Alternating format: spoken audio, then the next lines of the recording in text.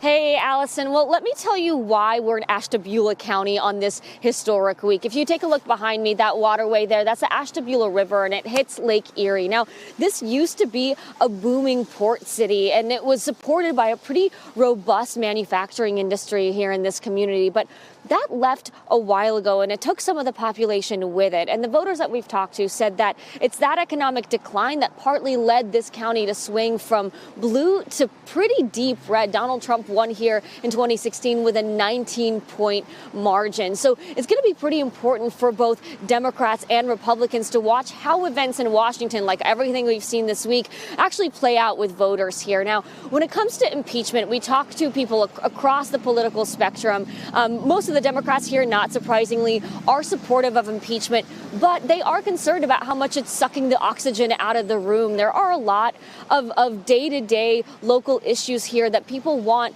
their leaders to prioritize, that they prioritize in their day-to-day life.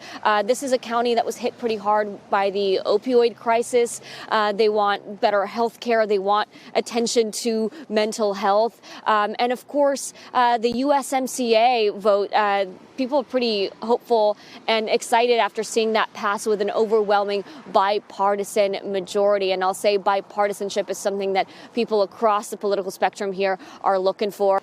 Now, Republicans we talked to here who are staunchly opposed to impeachment tell us, look, this is the first time that we feel like we've had a president who's actually listened to us. It's interesting. Donald Trump actually stopped here in Ashtabula on the campaign trail in 2016. He was the first president to do that in a very, very, very long time. And that meant a lot to people here. They say, listen, he hears us and he's trying to do things to improve our community. And they see impeachment as a pretty big roadblock to that.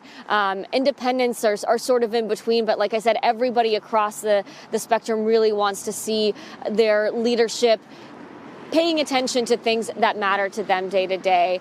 The USMCA, especially going into the holidays, I think was a big bright spot. Amid all the chaos in Washington, people were excited to see something that does matter to them pass with that bipartisan majority. Voters we talked to here do blame NAFTA on a lot of that job loss, that industry loss, and so they've been eager and waiting for something new to come along. So USMCA is a big deal to people here. We spoke to the VP of operations at a local manufacturing plant who says this is going to change his business. It's going to make them more competitive, and other businesses like his will be more competitive as well.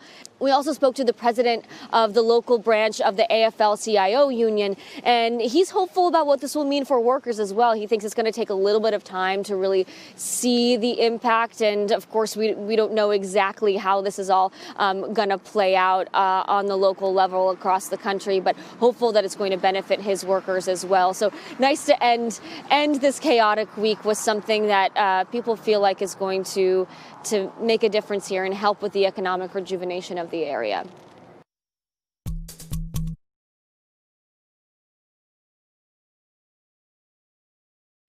Hey, NBC News viewers, thanks for checking out our YouTube channel. Subscribe by clicking on that button down here and click on any of the videos over here to watch the latest interviews, show highlights, and digital exclusives. Thanks for watching.